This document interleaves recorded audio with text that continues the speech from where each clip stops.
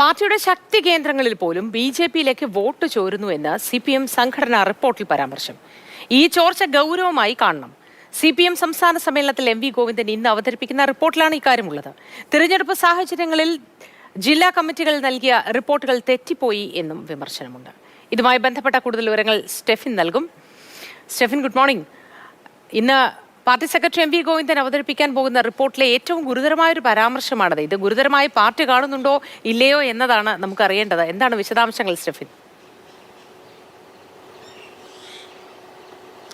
മുത്തി, അതീവ ഗൗരവത്തോടുകൂടിയാണ് പാർട്ടി വിഷയത്തെ കാണുന്നത്. കാരണം കഴിഞ്ഞ ലോക്സഭാ തെരഞ്ഞെടുപ്പിന് ശേഷവും ഇത്തരത്തിൽ നടന്ന ചർച്ചകളിൽ പ്രധാനമായും ഉയർന്നു വന്നത് ഈ കാര്യമാണ്. കാരണം പലപ്പോഴും ഈ ചോർച്ച ബി.ജെ.പിയിലേക്ക് വോട്ട്, CPMന്റെ വോട്ട് പോകുന്നു. അതുകൊണ്ട് പല സ്ഥലങ്ങളിലും വിജയിക്കുന്നതിന് വേണ്ടി പോലും കഴിഞ്ഞില്ല എന്നുള്ള കാര്യങ്ങളൊക്കെ തന്നെ അന്ന് തന്നെ പറഞ്ഞതാണ്. ഏതായാലും ഇന്ന് പാർട്ടി സംസ്ഥാന സെക്രട്ടറിയുള്ള MV ഗോവിന്ദൻ അവതരിപ്പിക്കുന്ന റിപ്പോർട്ടിലും ഈ പരാമർശമുണ്ട് എന്നുള്ളതാണ് നമുക്ക് മനസ്സിലാക്കാൻ കഴിയുന്നത്.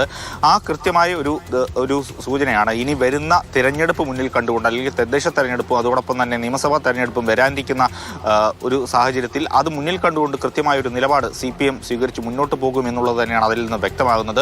കാരണം ഈ CPMനെ സംബന്ധിച്ചിടത്തോളം ഇപ്പോൾ പ്രാദേശികമായ പലതരത്തിലുള്ള വിഭാഗീയത പല സ്ഥലങ്ങളിലുമുണ്ട്. പ്രത്യേകിച്ച് സംസ്ഥാന സമ്മേളനം നടക്കുന്ന കൊല്ലത്ത്, കരുനാപ്പള്ളിയിൽ ഉൾപ്പെടെയുള്ള സ്ഥലങ്ങളിൽ അത്തരത്തിലുള്ള പ്രശ്നങ്ങൾ ഉണ്ടായിരുന്നു. അതെല്ലാം മറനീക്കി പൊതു ഇടത്തിലേക്ക് പോലും, കയ്യാങ്കളിയിലേക്കും മറ്റ് പ്രശ്നങ്ങളിലേക്കും ഒക്കെ വന്നത് നമ്മൾ കണ്ടതാണ്.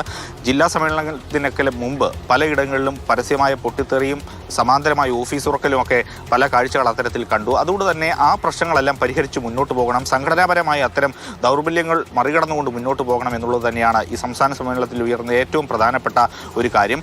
അതോടൊപ്പം കഴിഞ്ഞ എറണാകുളം സമ്മേളനത്തിൽ നവകേരള സൃഷ്ടിക്ക് വേണ്ടിയുള്ള ആലോചനകൾ, അത്തരത്തിലുള്ള സമീപനം, നയരേഖയൊക്കെയാണ് മുന്നോട്ട് വെച്ചതെങ്കിൽ നവകേരളത്തിൻ്റെ പുതുവഴികൾ എന്നുള്ളതായിരിക്കും ഈ സംസ്ഥാന സമ്മേളനം മുന്നോട്ട് വയ്ക്കുന്ന നയരേഖ. അതിൽ എന്തൊക്കെ കാര്യങ്ങൾ ഉണ്ടാകും, പ്രത്യേകിച്ചും വികസന, കാർഷിക മുന്നേറ്റങ്ങൾ ആ വിഷയവുമായി ബന്ധപ്പെട്ട് ഉണ്ടാകുമെന്നുള്ള കാര്യം പറയുന്നുണ്ട്. അത് ഏത് തരത്തിലാണ് എന്നുള്ളതാണ് ഇനി അറിയേണ്ടത്. ഏതായാലും ഇന്ന് 9 മണിയോടുകൂടി പ്രതിനിധി സമ്മേളനം തുടങ്ങും.